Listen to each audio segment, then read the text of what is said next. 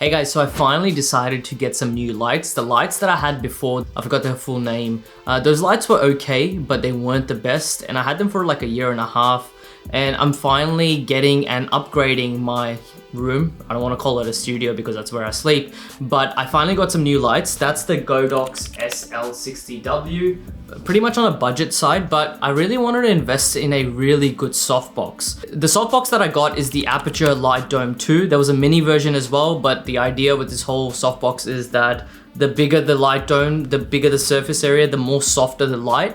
I got the softbox light today delivered to me. I'm just gonna unbox it and connect it to my Godox SL-60W lights and just hopefully get a final positioning of where I'm gonna put my lights, my camera, because in the past few videos, I've been changing my positioning of my cameras a lot.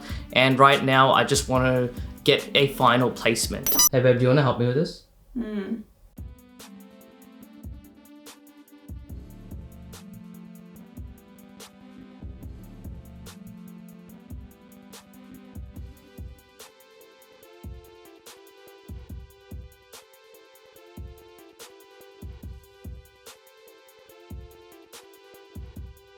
It's huge, but I'm really excited to use it because apparently the theory is the bigger the surface area, the more softer the light transmits, which is really exciting. There was a mini version for this, but I think for an extra $150 AU, you also get the bigger version, plus you also get the honeycomb grid. I don't know if it comes with the mini. The honeycomb grid, all of it, like I said before, creates much of a softer light, even softer than the original softbox light, and removes any shadows from the background. So it took Adriana, I can't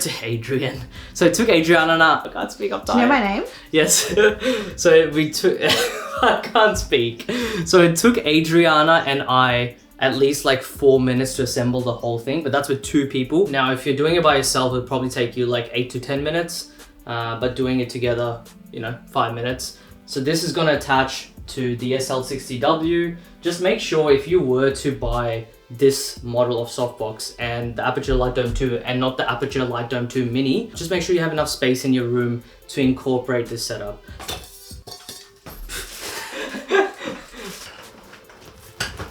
Go push down. Okay, so right now it's on 10%. That's on 50%. And then if we take it all the way to 100, that is on 100%. All right, now, if I take the honeycomb grid out, this is how it looks. So this is how the light looks with 50% brightness, ISO 400, and I'm just sitting right in front of the camera. There's no honeycomb grid, there's only one layer of protection. Remember, there's also one mini protection that we put inside the dome that we did in the start of the video. And yeah, this is how it looks. It's pretty good. Obviously, when you're filming, you don't want the light to be seen or to be visible in the shot. So when you're getting this light and you're putting it in your studio or your room, you have to construct it in a way that doesn't come in the camera shot. This is how it looks with the honeycomb grid on, with some natural light coming out of the window as well. Because I don't really have a lens that goes to really low kind of aperture, so what I'm gonna be doing until I get a new lens is to utilize natural light. And when I say that, I'm gonna have my blinds open a little bit, but also use a softbox at the same time, rather than just turning my room completely dark and have the softbox working with it. I wanna utilize a little bit of the natural light. So let's just try to get a good positioning and let's do it. Okay, so how does it look? I have the softbox on an angle, 45-degree angle facing my face, obviously. I've got it on a stand, it's pretty high up there. I've got some lighting happening in the back as well, just to kind of get some good fill light coming from the background. The hints of blue and orange, I think that they work really well together. Let me just show you guys actually how it looks.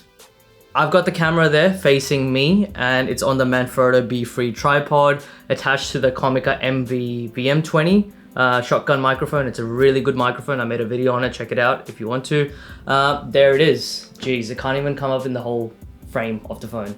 That's how bright and big it is actually. And that's just attached to some cheap as Amazon stand that I got with the light. Got my setup here.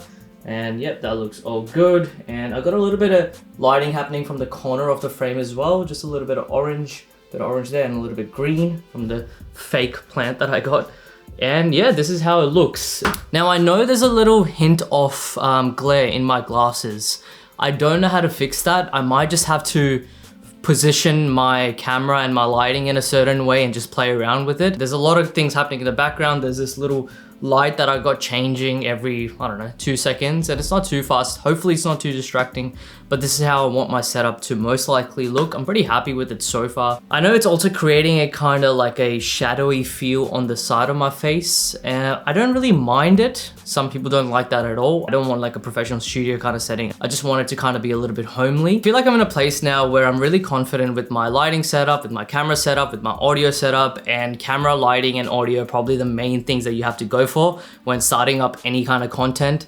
I believe in investing in good equipment rather than spending less and then in the future end up spending more. But if you're really serious about content creating, I really think that you should invest in somewhat of a good equipment. You want your videos to look good, you want your videos to look professional, and you want people to like your videos. So yeah, that's my thought towards this whole equipment process. I'm pretty happy with this light. It's just a little bit big, but I'm excited for the future. Thank you again, guys. If you haven't subscribed already, please do. You'll be supporting me heaps. Until next time.